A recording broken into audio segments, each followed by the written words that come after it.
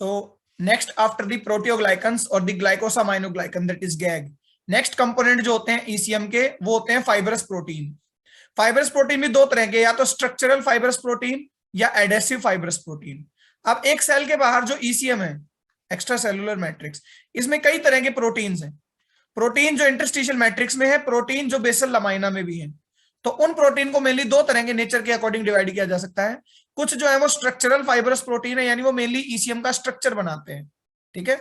और कुछ adhesive fibrous protein है जो ईसीएम में रहते हुए किसी चीज से एडहेर करना चाहेंगे। तो ईसीएम एडहेर यानी चिपकना चाहेगी सेल के साथ, या उल्टा भी हम कह सकते हैं कि सेल एडहेर होना चाहेगी ईसीएम के साथ, ताकि उस टिश्यू में सेल की स्टेबिलिटी बनी रहे। जरूरी नहीं है कि सेल की एक टिश्यू को स्टेबल बनाने के लिए एक सेल दूसरी सेल पर ही जो है वो एडहेर हो, एक सेल ईसीएम के अंदर भी एडहेर हो सकती है। तो एडहेर करने में यानी कि ज्वाइनिंग कराने में जो प्रोटीन इन्वॉल्व होंगे वो एडेसिव प्रोटीन है। तो कोलेजन या इलास्टिन स्ट्रक्चरल प्रोटीन है, फाइब्रोनेक्टिन या लेमिनिन ये एडेसिव प्रोटीन है। तो इंडिविजुअली पहले हम कोलेजन को डिस्कस करते हैं कि कोलेजन क्या है। कोलेजन हमारी बॉडी में मोस्ट अबंडेंट प्रोटीन है, क्योंकि ईसीएम का भी मेन कंपोनेंट 80% तक ईसीएम केवल कोलेजन की बनी है, और ईसीएम का मेन स्ट्रक्चर भी कोलेजन प्रोटीन से ही बना है। एज अ बायोकेमिकल कोलेजन की बात करें तो कोलेजन एक प्रोटीन है। अब इसके बारे में बेसिक्स में आपको बताता हूं, उसके बाद हम जो है स्क्रीन शेयरिंग करके पढ़ेंगे। Collagen as a biomolecule it is a protein, एक प्रोटीन है, इसका मतलब अमाइनो एसिड या पेप्टाइड से बना है। तो इसमें 3 पेप्टाइड होते हैं और तीनों पेप्टाइड अल्फा हेलिकल होते हैं। देखिए प्रोटीन जो है सेकेंडरी स्ट्रक्चर के जो प्रोटीन होते हैं वो अल्फा हेलिक्स या बीटा प्लेटेड शीट फॉर्म में ही एग्जिस्ट करते हैं। तो एक अल्फा हेलिक्स, दिस वन, इसी तरह से दूसरा अल्फा हेलिक्स और तीसरा अल्फा हेलिक्स। 3 अल्फा हेलिक्स आपस में इंटरकॉइल्ड होते हैं। इंटरकॉइल्ड अल्फा हेलिक्स है, और ये मैच्योर कोलेजन नहीं है। जब कोलेजन बनना शुरू होता है सबसे पहली शुरुआत क्या है कि एक अल्फा हेलिक्स रहेगा, फर्स्ट स्टेप। फिर एक जैसे 3 अल्फा हेलिक्स आपस में कंबाइंड होंगे। जब ये कंबाइंड हो भी जाएंगे तो ये प्रो कोलेजन बनाएंगे, प्रो कोलेजन।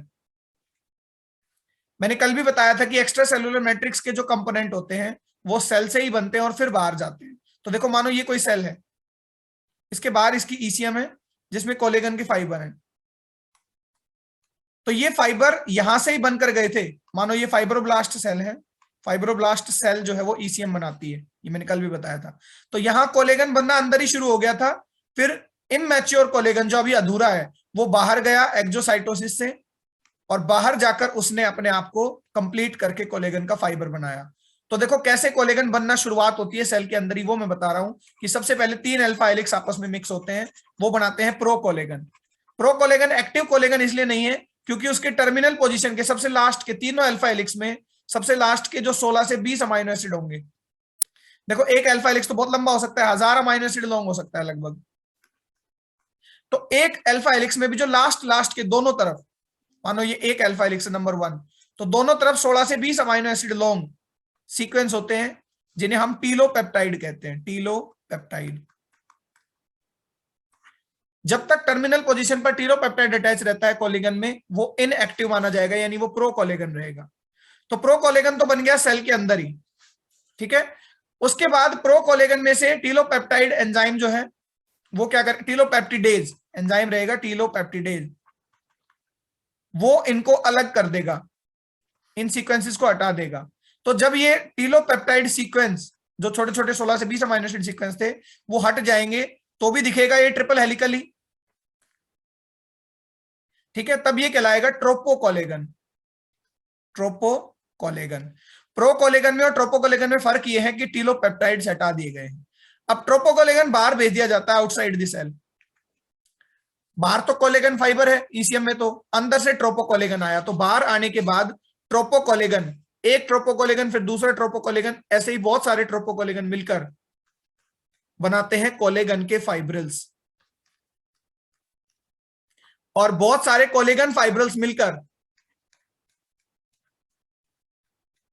बनाते हैं कोलेजन का फाइबर। अभी हम डायग्राम से भी समझेंगे अच्छे से, बट बेसिक कंसेप्ट ये है, although this is a synthesis और ये बायोकेमिस्ट्री का पोर्शन है, हमें तो डायरेक्ट पता होना चाहिए क्योंकि हम तो ईसीएम पढ़ रहे हैं कि कोलेजन क्या है। तो very simply collagen is a protein triple alpha helical protein, triple helix protein कहते हैं इसे, ट्रिपल हेलिक्स प्रोटीन। इसकी खासियत है एज ए प्रोटीन जब हम रिकॉग्नाइज करें तो हम कहते हैं कि 3 अल्फा हेलिक्स से बना हुआ ये प्रोटीन है। 3 अल्फा हेलिक्स से बनने के बाद ये केवल ट्रोपोकोलेगन बनता है। तो ट्रोपोकोलेगन को अपने ही जैसे और भी ट्रोपोकोलेगन से मिलकर कोलेगन फाइब्रिल्स बनाने होते हैं, और फिर कोलेगन फाइबर्स मिलकर क्या बनाते हैं, फाइब्रिल्स मिलकर बनाते हैं कोलेगन फाइबर। तो ये कोलेगन फाइबर ईसीएम का कंपोनेंट है।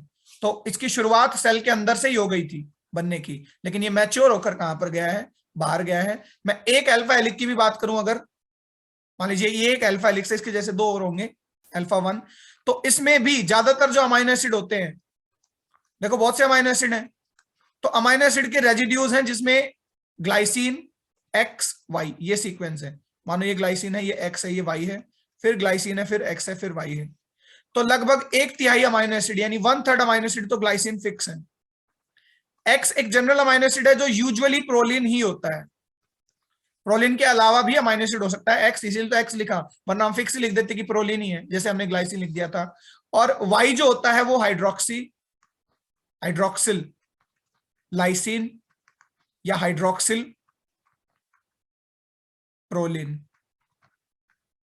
तो एक्स और वाई अमाइनो एसिड वेरी करता है। एक्स यूजुअली प्रोलिन होता है, वाई में भी 2 प्रोबेबिलिटी है, वो हाइड्रोक्सिल लाइसिन हो सकता है या हाइड्रोक्सिल प्रोलिन हो सकता है।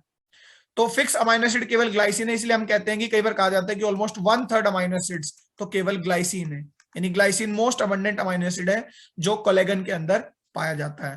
तो ये तो एक अल्फा हेलिक्स की बात है, इसी की जैसे और अल्फा हेलिक्स, फिर तीसरा अल्फा हेलिक्स, फिर ये जो प्रोकोलेगन, टिलोपेप्टाइड हटा देंगे, ट्रोपोकोलेगन, ट्रोपोकोलेगन से कोलेगन फाइब्रल्स, कोलेगन फाइब्रल से कोलेगन फाइबर, और वो फाइनली जाकर एस्टेब्लिश हो जाता है in the basal lamina as well as the interstitial matrix. तो बेसल लमाइना में पाए जाने वाले कोलेगन होते हैं नॉन फाइब्रस कोलेगन, यानी वो वहां पर एक स्ट्रॉन्ग फाइबर नहीं बनाते, सेल को मजबूती नहीं देते, ईसीएम को, नॉट सेल। ईसीएम का कंपोनेंट है कोलेगन, सेल का नहीं है, सेल से तो बन के बाहर गया है। तो नॉन फाइब्रल कोलेगन्स जिन्हें हम टाइप 4 कोलेगन भी कहते हैं, वो पाए जाते हैं बेसल लमाइना में। और इंटरस्टिशियल मैट्रिक्स लगभग पूरी की पूरी जो कि कोलेगन से ही बनी हुई है, वो collagen type 1, type 2, type 3, type 5 collagen से बनी है, क्योंकि 4 तो कहा है बेसल लमाइना में। 90% तक कोलेगन टाइप 1, 2 और 3 टाइप का ही होता है, यानी टाइप 4 और टाइप 5 के तो कोलेगन बहुत कम होते हैं। तो इंटरस्टिशियल मैट्रिक्स में as well as basal lamina में कुछ डिजीज भी हैं, जैसे स्कर्वी, हम बात करें विटामिन सी की डेफिशिएंसी जो स्कर्वी होती है, ठीक है, और उसमें जिसमें जो स्किन है वो भी जो है रप्चर होने लगती है, जल्दी घाव नहीं भरते, तो वो सब कोलेगन में डैमेज की वजह से ही होते हैं। ठीक है, कॉलोनस एंड्रस सिंड्रोम होता है, वो भी एक डिजीज है या डिसऑर्डर है जो कोलेगन में डिफेक्ट की वजह से होता है। तो collagen is a major component of the ECM as well as the biochemistry collagen I have also discussed. इसको हम पीपीटी में भी देखते हैं अभी।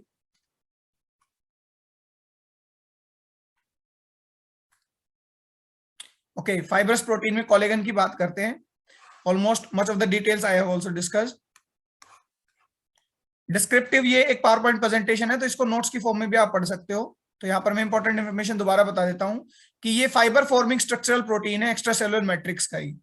रोप लाइक होते हैं, ट्रिपल स्टैंडर्ड हेलिकल मॉलिक्यूल होते हैं, ये सब मैं ऑलरेडी बता चुका हूँ। लॉन्ग केबल लाइक फाइब्रिल्स में, और फाइनली फाइबर्स के अंदर ये क्या होते हैं, अरेंज हो जाते हैं। ये सब डिटेल अभी हम सिंथेसिस में पढ़ेंगे कि पहले ये ट्रोपोकोलेगन बनता है या प्रोकोलेगन से ट्रोपोकोलेगन बनता है, जो लगभग 300 नैनोमीटर लेंथ में होता है।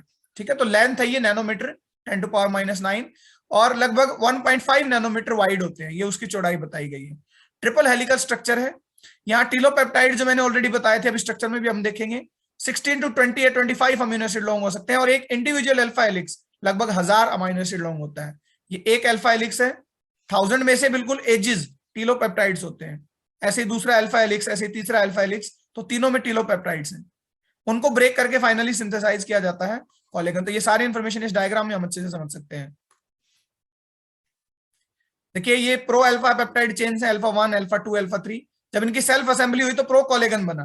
प्रो कोलेगन में टिलोपेप्टाइड्स अटैच हैं अभी भी। तो क्या होता है कि प्रो कोलेगन पेप्टिडेज एंजाइम इनके टिलोपेप्टाइड्स को हटा देता है, तो फाइनली हमारा ट्रोपोकोलेगन बन जाता है। The same what I have just discussed. Tropocollagen को बाहर भेजा जाता है सेल से, बाहर जाके ट्रोपोकोलेगन आपस में और दूसरे ट्रोपोकोलेगन से मिलकर कोलेगन के फाइब्रिल्स बनाते हैं, और finally collagen fibril self assembly करके कोलेगन के फाइबर्स बनाते हैं। तो ईसीएम में तो हमें कोलेगन के फाइबर्स दिखेंगे। तो ये कोलेगन का सिंथेसिस है, ये बायोकेमिस्ट्री में भी आता है, चाहो तो इसे ईसीएम में भी हम याद रख सकते हैं। Otherwise we are just discussing the components of the ECM. So अगर हमें पता है कोलेगन क्या है तो हम रिकॉग्नाइज कर सकते हैं कि हाँ, कोलेगन भी एक कंपोनेंट है प्रोटियोग्लाइकन्स की ही तरह, एक्स्ट्रा सेलुलर मैट्रिक्स का।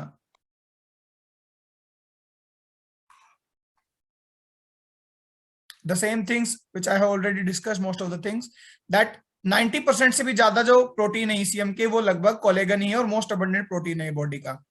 कोलेगन इज एक्सोसाइटोसाइज्ड, यहाँ पे लिखा है कि बाहर किस फॉर्म में जाता है, अपनी प्रिकर्सर फॉर्म प्रो कोलेगन में बाहर जाता है, which is then cleared by the pro-Golgi protease to allow the extracellular assembly। यहाँ कुछ डिसऑर्डर भी मैंने लिखे हैं कि एहलर्स-डायनलोस सिंड्रोम है, ठीक है, ऑस्टियोजेनेसिस इम्परफेक्टा, आप चाहें तो इन डिजीज को पढ़ सकते हैं, ऑल्दो इनका ईसीएम से कोई रिलेशन नहीं है। ये कोलेगन की बायोकेमिस्ट्री में इंपॉर्टेंट है कि कोलेगन जो है वो कैसे डिसऑर्डर्स को कॉज कर सकता है, ठीक है। इसके अलावा विटामिन सी की कमी से जो स्कर्वी होता है उसमें भी जो वो कोलेगन के स्ट्रक्चर्स को अफेक्ट करता है, उसी वजह से जो बॉडी ऐसे चेंजेस जो है वो शो करती है, जैसे कि लूजनेस होना या ज्यादा स्ट्रेच होना, ड्राई हो जाना स्किन, तो वो सब कोलेगन को अफेक्ट करके जो है ये फंक्शन सारे कॉज किए जाते हैं। The same things about the biochemistry of the collagen that I have already discussed, कि रेजिड्यूज होते हैं glycine X Y, X generally proline है और वाई जो है वो हाइड्रोक्सिल प्रोलिन या हाइड्रोक्सिल लाइसिन है। जब आप कोलेगन को बायोकेमिस्ट्री में पढ़ेंगे और डिटेल में तो वहां कुछ एंजाइम्स आते हैं जो इनका हाइड्रोक्सिलाइजेशन कराते हैं। पहले तो ये प्रोलिन या लाइसिन ही थे, बट हाइड्रोक्साइलेशन कराकर इनको बनाया जाता है हाइड्रोक्सिल प्रोलिन या हाइड्रोक्सी लाइसिन। तो लगभग 1/3 जो है कोलेगन वो तो अकेले ग्लाइसिन से बना होता है। अब इनके अरेंजमेंट के अकॉर्डिंग, अमाइनो एसिड्स के अरेंजमेंट के अकॉर्डिंग 20 अलग अलग तरह के कोलेगन पाए जाते हैं, ठीक है। और जो है वेरिएशन तो बहुत है, टाइप 20 है, ठीक है। तो 20 टाइप्स में thousands of type of variation of collagen पाए जाते हैं। मेनली 5 क्लास है कोलेगन की। टाइप 1 का मतलब है जो सबसे पहले आइसोलेट की गई थी। 2 जो है वो ज्यादा कॉमन है फ्लूइड्स में या कार्टिलेज में। 3rd 4th 5th जो है वो इंटरस्टिशियल मैट्रिक्स, सॉरी 4 जो है वो बेसल लमाइना में। तो यहां मैंने लिखा भी है कि टाइप 1 2 3 5 ये तो फाइब्रिल कोलेगन्स हैं जो फाइबर्स बनाते हैं, यानी जिनके ट्रोपोकोलेगन फाइब्रिल भी बनाएंगे और फाइबर्स भी बनाएंगे। जबकि टाइप 4 नॉन फाइब्रिल कोलेगन है, वो ट्रोपोकोलेगन फॉर्म में ही रहेगा, कहां पर, बेसल लमाइना में। तो उसका काम रहेगा कि वो चिपकाने का काम करेगा सेल को एडिशन प्रोटीन्स की तरह। बाकी 1 2 3 और 5 जो है वो फाइब्रिल कोलेगन है। तो बॉडी में 90% तक कोलेगन टाइप 1 2 एंड 3 टाइप के ही होते हैं, यानी 4 और 5 जो है वो बहुत कम है।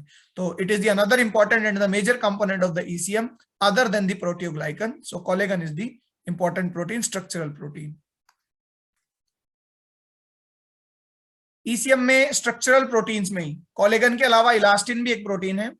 कोलेगन तो मैकेनिकल स्ट्रेंथ यानी कि स्ट्रक्चर प्रोवाइड कर ही रहा है, उसके अलावा इलास्टिन जो है वो स्ट्रक्चर देने के साथ साथ इलास्टिसिटी भी देता है, जैसे कि नाम ही बता रहा है कि इलास्टिन का मतलब इलास्टिसिटी दे रहे हैं। तो जो भी टिश्यूज एनिमल्स के बेसिकली जिनमें ज्यादा इलास्टिसिटी चाहिए, वहां पर एक्स्ट्रा सेलुलर मैट्रिक्स में कोलेगन के अलावा एक और प्रोटीन होता है जिसे इलास्टिन हम कहते हैं। इलास्टिन को हम कोलेगन से कंपेयर करें तो मच जो है सिंपल स्ट्रक्चर है इसका। कोलेगन तो ट्रिपल हेलिकल फॉर्म में था, फिर पेप्टाइड स्टीलोपेप्टाइड उनको अलग करते थे। यहां पर क्या है, सिंपली फाइब्रल प्रोटीन्स हैं जो क्रॉस लिंक्ड है। मानो ये एक प्रोटीन है, एक चेन है, ये दूसरी चेन है, ये इसके साथ क्रॉस लिंक्ड है, फिर तीसरी चेन है, ये इसके साथ क्रॉस लिंक्ड है, फोर्थ वन। ऐसे रैंडमली बहुत सी चेन आपस में क्या होती है, क्रॉस लिंक होती है।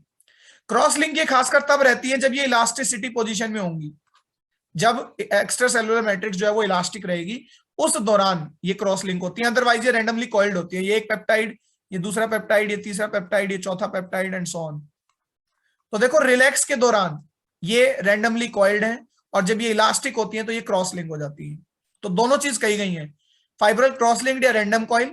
हाइड्रोफोबिक है ये, ठीक है। हाइड्रोफोबिक ऑफ कोर्स इनकी डोमेन होगी क्योंकि ये जो है मैक्सिमम आपके ईसीएम के कंपोनेंट में है, सॉरी ईसीएम के ये कंपोनेंट है, तो वहां हाइड्रोफोबिक एनवायरनमेंट रहता है, तो वैसे ही ये प्रोटीन है।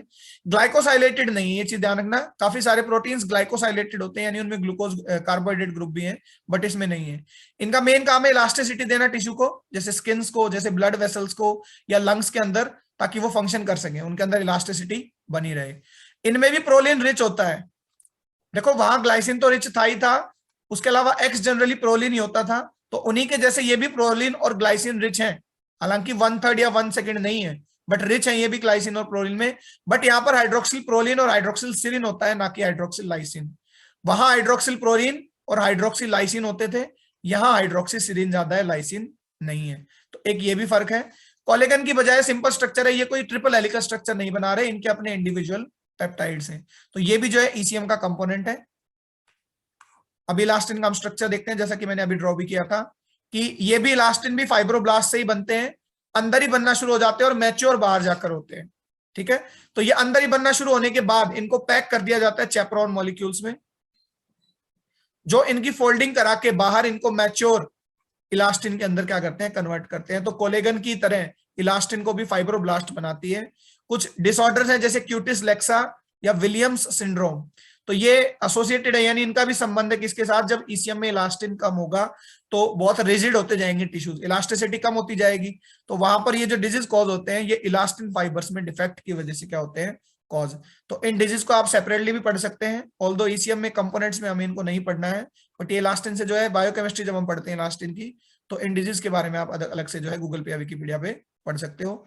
इलास्टिन जो है वो भी एक अनदर स्ट्रक्चरल प्रोटीन था कोलेगन की तरह, बट कोलेगन की बजाय बहुत क्या है, सिंपल प्रोटीन है। So it is the another component, another structural protein of the ECM other than the collagen.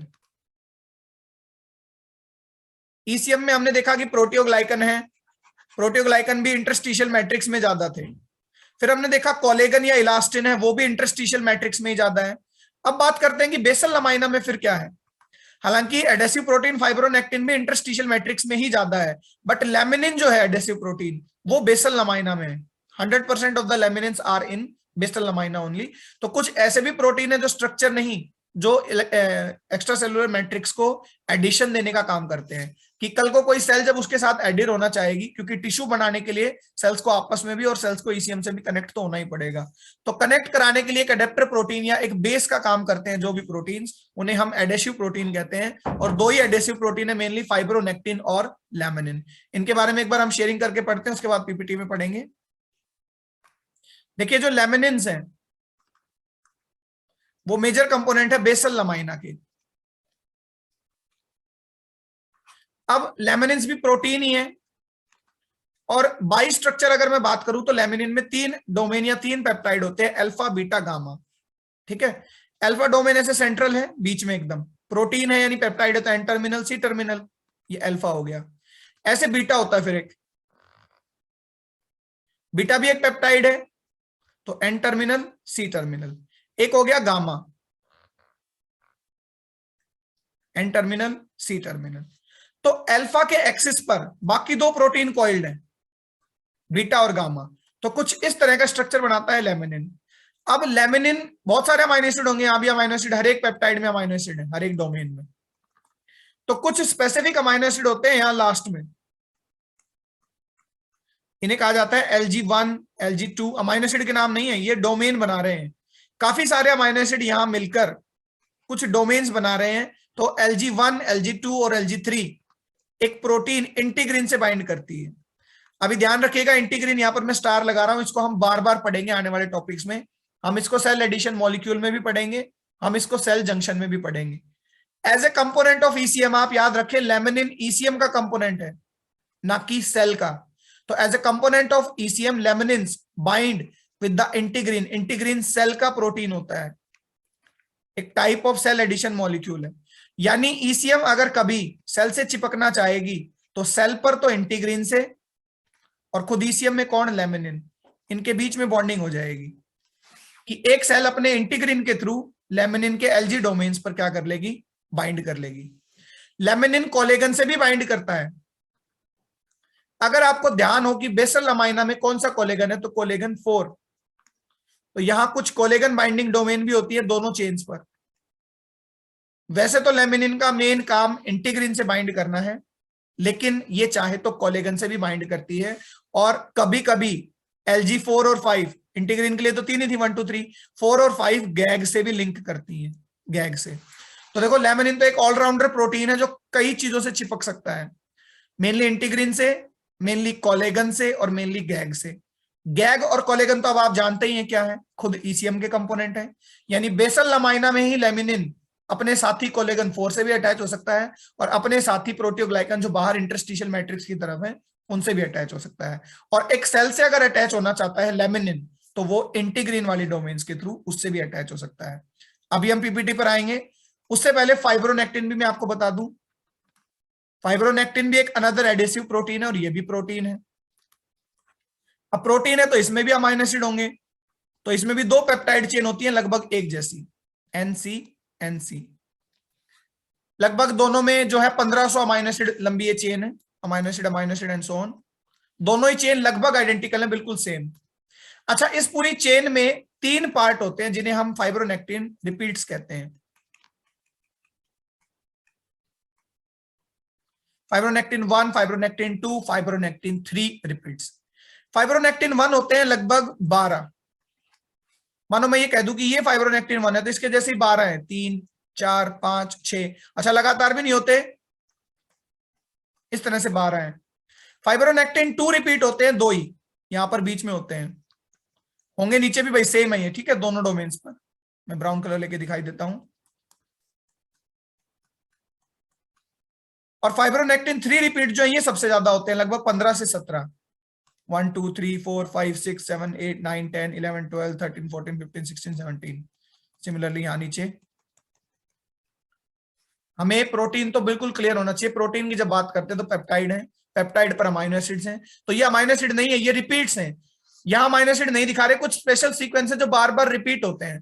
तो जैसे यहां अमाइनो एसिड होंगे ना इस 1 में, ऐसे ही 2 में भी, 3 में। तो टाइप 1, नॉट 2 3 सॉरी, टाइप 1 के जितने भी 12 कॉपी हैं सब में एक जैसे अमाइनो एसिड सीक्वेंस होंगे। टाइप 2 के कुछ अलग स्पेसिफिक सीक्वेंस है जो बार बार रिपीट होंगे, तो ऐसी 2 ही कॉपी पाई जाती है पूरे फाइब्रोनेक्टिन में। ये फाइब्रोनेक्टिन है भाई। और टाइप 3 जो सबसे ज्यादा है वो 15 से 17 है। अब देखो टाइप 3 में किसी एक टाइप 3 को उठा देता हूं, मानो ये उठा लिया मैंने, जिसके जैसे 16 और हैं अभी।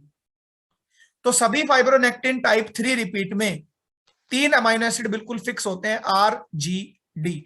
इस पर क्वेश्चन आते हैं, नेट में भी ध्यान रखिएगा। Single letter code of amino acid है ये।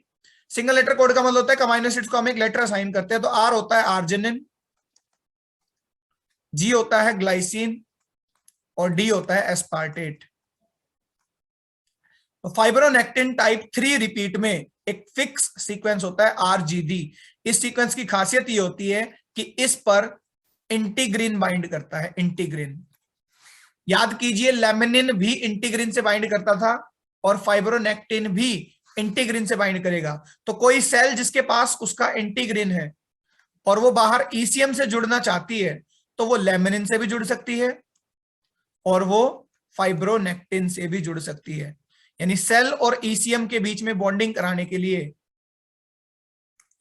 लेमिनिन भी जरूरी है ईसीएम का, तो और ईसीएम का फाइब्रोनेक्टिन भी जरूरी है। हाँ, खुद सेल का इंटीग्रिन जरूरी है, इंटीग्रिन सेल का पार्ट है। तो ये लेमिनिन था, फाइब्रोनेक्टिन था। अब अभी से हम पीपीटी में देखते हैं।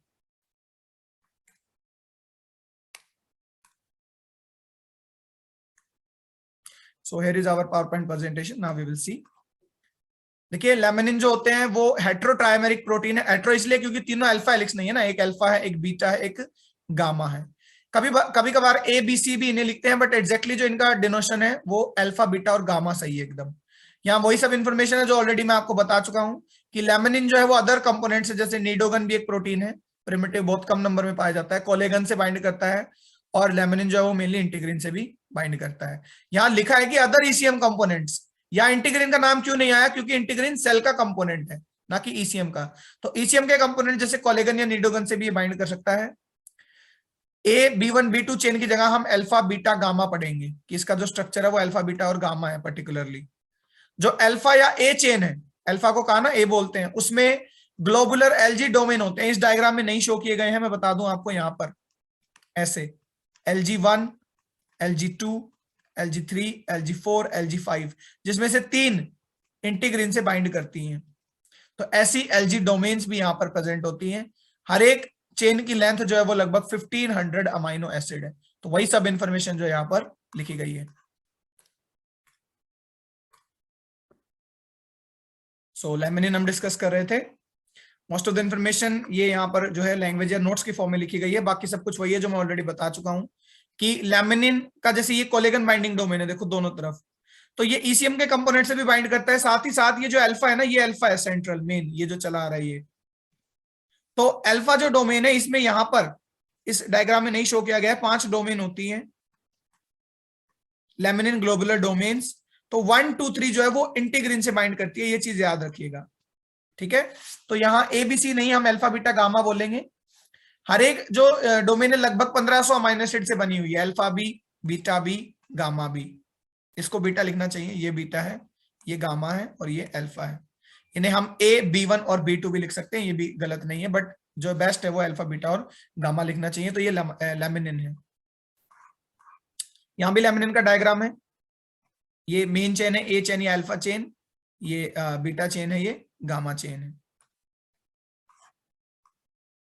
कुछ लैमिनिन के बारे में एडिशनल इंफॉर्मेशन है, ऑल्दो ECM में हम चाहें तो ना इसे लिखें कि लैमिनिन जो है ये सबसे पहले एम्ब्रियो, देखो जब डेवलप एम्ब्रियो जब अपीयर होता है तो मैंने बताया था ना कि सेल के बाद से ECM बनना शुरू हो जाता है।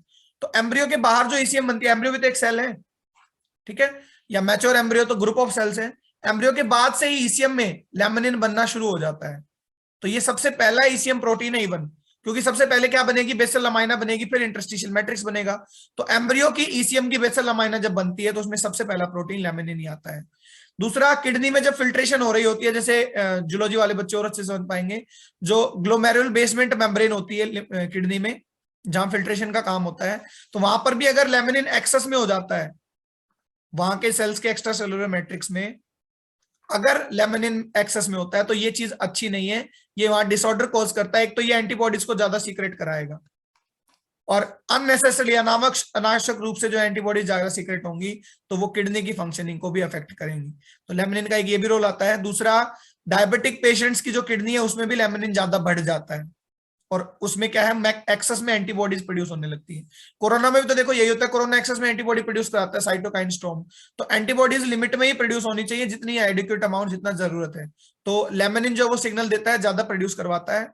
चेगास डिजीज जो है वो भी इसी चीज से असिस्टेड है, तो इसको भी आप डिटेल में पढ़ना चाहें चेगास डिजीज को तो देख सकते हैं इंटरनेट पे। ऑल्दो ECM में कंपोनेंट है बस केवल एक लेमिनिन जो इंटीग्रिन से बाइंड करता है, इतना हमें पता होना चाहिए। सेल ग्रोथ में, ट्यूमर ग्रोथ में, नर्व रीजनरेशन में, वाउंड रिपेयर में, यानी ECM के जितने भी फंक्शन है, देखो ये सभी फंक्शन कुछ स्पेसिफिक नहीं है कि लेमिनिन के ही हैं, क्योंकि टिश्यूज की फंक्शनिंग के लिए पूरी ECM ही जरूरी है। और खासकर एडिशन में लेमिनिन का मेन काम तो ज्यादातर एडिशन में है, तो ग्रोथ करने में, ग्रोथ के जो फैक्टर्स हैं उनको होल्ड करके रखने में। वाउंड रिपेयर में कैसे काम करेगा कि ECM के अंदर सेल फ्लोट करते हैं, ये ECM में मानो एक सेल यहां था, तो सेल का साइटोस्केलेटन अपनी शेप चेंज करके बार बार ECM के अलग अलग जगह पर बाइंड करके एक जगह से दूसरी जगह सेल मूव करती है। फाइब्रोनेक्टिन का तो मेन काम ही यही है कि वो मूव कराता है सेल्स को ECM के अंदर होते हुए। तो सिमिलरली लेमिनिन भी क्या करती है, सेल को एक जगह से दूसरी जगह पर जाने में मदद करती है। अभी मानो ECM में यहाँ चिपकी हुई थी, थोड़ी देर में शेप चेंज करेगी, यहां पर आ जाएगी, तो यहां से यहाँ लोकोमोशन हो गया सेल का, क्योंकि जरूरी नहीं है ना हर एक सेल के अंदर फ्लैजिला हो, तो उनको लोकोमोशन कराने के लिए भी एक्स्ट्रा सेलुलर मैट्रिक्स जो है वो हेल्पफुल है। तो सिमिलरली फाइब्रोनेक्टिन भी एक प्रोटीन है, लेमिनिन के बाद हम फाइब्रोनेक्टिन की बात करते हैं, which is the another adhesive protein. Laminin की तरह ये भी एडेसिव प्रोटीन है। ये ग्लाइकोप्रोटीन है, याद रखिएगा, लेमिनिन ग्लाइकोप्रोटीन नहीं थे। इनका काम भी कोलेगन फाइबर से अटैच होना होता है ECM में, तो और सेल में जब ये अटैच होते हैं तो ये इंटीग्रिन से अटैच होते हैं, क्योंकि हम तो अभी तक ECM की बात कर रहे हैं, तो ECM का कंपोनेंट फाइब्रोनेक्टिन सेल के इंटीग्रिन से लिंक होता है, ये बात मैंने पहले भी बताई थी। ये सेल का मूवमेंट फैसिलिटेट करते हैं, जैसा कि मैंने अभी भी बताया, मानो ल्यूकोसाइट्स व्हाइट ब्लड सेल है या रेड ब्लड सेल है, वो ब्लड टिश्यू में तैर रहे हैं एक तरह से, तो वहां जो है इस तरह के मॉलिक्यूल्स उनको हेल्प करते हैं। वाउंड रिपेयरिंग में भी ऐसा ही होता है, या प्लेटलेट्स पहुंचानी होती है कहीं पर, वहां भी फाइब्रोनेक्टिन जो है वो मदद करता है एक्स्ट्रा सेलुलर मैट्रिक्स से एडर होकर। यहाँ पर लिखा भी है मैंने ये कि they also help in the site of tissue injury by binding to the platelets during blood clotting and facilitating cell movement।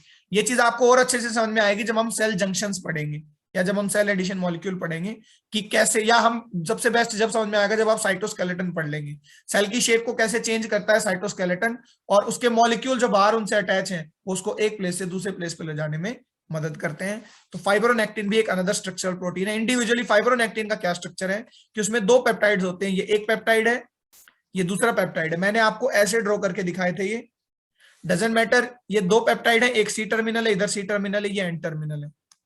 C terminal पर डाइसल्फाइड ब्रिजेस भी है बिल्कुल लास्ट में इन पर, और देखो इनमें भी अलग अलग डोमेन है, सेल बाइंडिंग डोमेन। अब ये सेल बाइंडिंग डोमेन ही इंटीग्रिन बाइंडिंग डोमेन है एक्चुअली में। हिपरान तो कंपोनेंट है खुद ECM का, कोलेगन भी खुद कंपोनेंट है ECM का, तो ECM से चिपकी रहेगी, डजंट मैटर। लेकिन ECM सेल से जब चिपकती है तो फाइब्रोनेक्टिन इंटीग्रिन से बाइंड करते हैं, इस डायग्राम को भी जो मैंने ड्रॉ किया था वो भी हम समझेंगे, बट यहां पर कुछ इंफॉर्मेशन मैं बता दूं कि ये ग्लाइकोप्रोटीन है, 2 पेप्टाइड चेन से बना है, लगभग आइडेंटिकल है दोनों चेन, सी टर्मिनल पर डाइसल्फाइड ब्रिजेस से जो है वो अटैच्ड है। तो ये कोलेगन से बाइंड रह सकता है, हिपेरिन से बाइंड रह सकता है जो ईसीएम के कंपोनेंट है, और ये इंटीग्रिन से भी बाइंड करता है। फाइब्रोनेक्टिन 2 फॉर्म में पाया जाता है सेल के अंदर, ये ओलिगोमर जो है ये इनके इंटरमीडिएट फॉर्म है, आप चाहें तो 2 ही फॉर्म याद रख सकते हैं।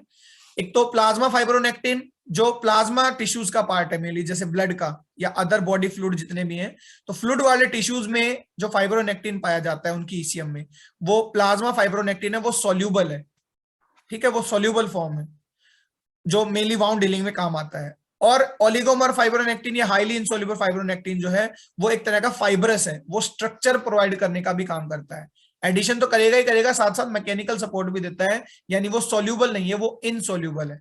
तो सेल का मैट्रिक्स का जो फाइब्रोनेक्टिन है ना, इंटरस्टिशियल मैट्रिक्स वाला,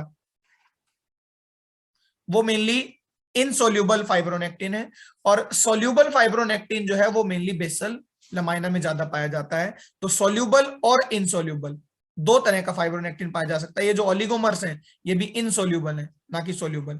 तो हम इनको सोल्यूबल और इनसोल्यूबल 2 तरह के फाइब्रोनेक्टिन जो है वो याद रख सकते हैं। अभी हम रिपीट वाला कंसेप्ट भी देखते हैं कि ये देखिए फाइब्रोनेक्टिन है, ये एक पेप्टाइड चेन, ये दूसरी पेप्टाइड चेन, इधर सी टर्मिनल ये डाइसल्फाइड ब्रिजेस और इधर एन टर्मिनल। येलो जो है ये FN1 रिपीट्स हैं, टाइप 1 रिपीट। आप काउंट कर सकते हो लगभग, ये यहां पर 6 और 3 9 और 3 12 जो है वो टाइप 1 है। आप ये सोचे कि सर ने पहले 6 ड्रॉ किए फिर 6 ड्रॉ किए थे, कोई फिक्स नहीं है, इनकी रैंडम जो है सीक्वेंस है। ये एक अलग डायग्राम है, मैंने एक अलग डायग्राम ड्रॉ किया था। तो टाइप 1 टोटल 12 होते हैं लगभग। टाइप 2 ये रेड दिखाए गए हैं, देखिए ये 2 ही हैं, टाइप 2 जो है वो 2 ही होते हैं, और ब्लू जो है ये टाइप 3 है, ये लगभग 15 से लेकर 17 होते हैं। टाइप 3 में अगर आप ध्यान से देखेंगे यहां आरजीडी, आरजीडी एक स्पेसिफिक सीक्वेंस है, दोनों वाले पर दोनों पेप्टाइड में होगी ये आरजीडी, यानी आर्जिनिन ग्लाइसिन एस्पार्टेट। इस डोमेन का काम होता है इंटीग्रिन से बाइंड करना। तो ये जो स्पेसिफिक डोमेन है आरजीडी डोमेन, ये इंटीग्रिन बाइंडिंग के लिए बहुत ज्यादा जरूरी है। तो आरजीडी सीक्वेंस के थ्रू ही इंटीग्रिन से क्या होती है, बाइंडिंग होती है। तो ये कुछ मेन कंपोनेंट थे, फाइब्रोनेक्टिन, लैमिनिन, प्रोटियोग्लाइकन और कोलेगन, जो मेनली बनाते हैं बेसल लमाइना को भी as well as interstitial matrix को भी। तो ये तो बात रही थी कंपोनेंट्स की कि कंपोनेंट क्या है ईसीएम के। अब मैं स्ट्रक्चरली अगर बात करूं, स्ट्रक्चरली बेसल लमाइना भी होता है किसके अंदर, ईसीएम के अंदर, इंटरस्टिशियल मैट्रिक्स के अलावा। हालांकि हमने बेसल लमाइना के कंपोनेंट साथ साथ डिस्कस किए हैं, जैसे लैमिनिन। तो बेसल लमाइना के बारे में स्पेसिफिकली हम कुछ पढ़े, तो यहाँ इंफॉर्मेशन है जो आप देख सकते हो। बेसल लमाइना का मेन काम जो है सेल को एडिशन कराना होता है, साथ ही साथ ये ज्यादा स्ट्रॉन्ग होता है, इंटरस्टिशियल नॉट स्ट्रॉन्ग, ये ज्यादा जो है नियर होता है सेल के, एपिथेलियम सेल्स के बिल्कुल नजदीक होता है, और इस पर रेस्ट करते हैं एपिथेलियम सेल्स। तो खुद बेसल लमाइना में 3 लेयर होती है, उनको हम डायग्राम से समझेंगे। बिल्कुल जो नजदीक है, देखो यहां से ईसीएम स्टार्ट होती है ना, यहां से इस तरह से, वेट, यहां से ईसीएम स्टार्ट होती है, मान लो ये बेसल लमाइना है, फिर इंटरस्टिशियल मैट्रिक्स। तो एपिथेलियल सेल्स के जो बिल्कुल नजदीक है उसको मैं नंबर 1 देता हूं, बाद में 2, नंबर 3। तो सबसे नियरेस्ट जो है वो होती है लमाइना लूसिडा या रारा कहते हैं इसे, लमाइना रारा या लमाइना लूसिडा। दूसरी होती है लमाइना डेंसा, और तीसरी कभी कभी प्रेजेंट होती है वो होती है लमाइना रेटिकुलरिस, रेटिकुलर। तो देखो मैं यहां डायग्राम में दिखाता हूं, सबसे ऊपर है लमाइना रारा, फिर है लमाइना डेंसा, और फिर है लमाइना रेटिकुलरिस। तो इसके हमें कुछ प्रोटीन बस पता होने चाहिए, कि ऑल्दो हम कॉमन ही बता सकते हैं कि बेसल लमाइना में ये प्रोटीन है, इतना डिटेल में नहीं आता, ना ही CSIR नेट में, ना ही एग्जामिनेशन में। But still if you want to remember some names of the protein which are specifically present in the lamina रारा, next in the lamina densa as well as in the lamina reticularis. So you can see this one, I have taken this from the Wikipedia. So basement membrane lamina में देखो लूसिडा में क्या क्या है, laminin है, इंटीग्रिन्स है, निडोजेंस है, डाइस्ट्रोग्लाइकन्स है। इंटीग्रिन्स हालांकि एज ए जंक्शन है, क्योंकि इंटीग्रिन सेल का पार्ट है, ना कि ईसीएम का, तो ये एक एक्सेप्शन है। लमाइना डेंसा में मेनली कोलेगन 4 है, और अगर लमाइना रेटिकुलरिस भी होती है तो उसमें कोलेगन 3 पाया जाता है एज ए रेटिकुलर फाइबर। तो ये कुछ प्रोटीन्स हैं स्पेसिफिकली, अगर आप याद रखना चाहें बेसल लमाइना के, that you can see from the PPT also. So it was all about the extracellular matrix or the ECM, which is mainly made up of the proteoglycans, that is GAG, Not all the gags are proteoglycans, but all proteoglycans are gags. Hardly 10% part जो है वो gag का बना है और interstitial matrix में होते हैं mainly. Second one is collagen and elastin. Collagen is the major, elastin is primitive और प्राइमरी. तो ये भी स्ट्रक्चरल प्रोटीन है, मैक्सिमम ईसीएम इसी की बनी है. लैमिनिन बेसल लमाइना के चीफ पिगमेंट है, तो परसेंटेज इसका कोई इफेक्ट कर नहीं सकते हम. और फाइब्रोनेक्टिन, तो लगभग मिलकर ही 10-15% पार्ट जो है बचा हुआ. मानो कोलेगन 80 नहीं 75 हो, कुछ पार्ट इसका बढ़ जाए 15%, तो इनसे मेनली ईसीएम जो है वो बनी होती है. That is extra cellular matrix. So it was all about the ECM.